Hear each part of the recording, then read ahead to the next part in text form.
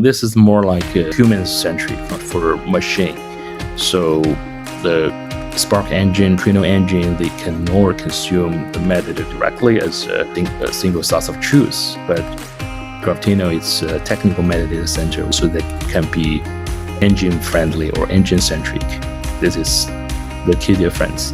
Another difference could be how to do the index, right? How to caching policies, and also table maintenance services also can be included in the Graphtino.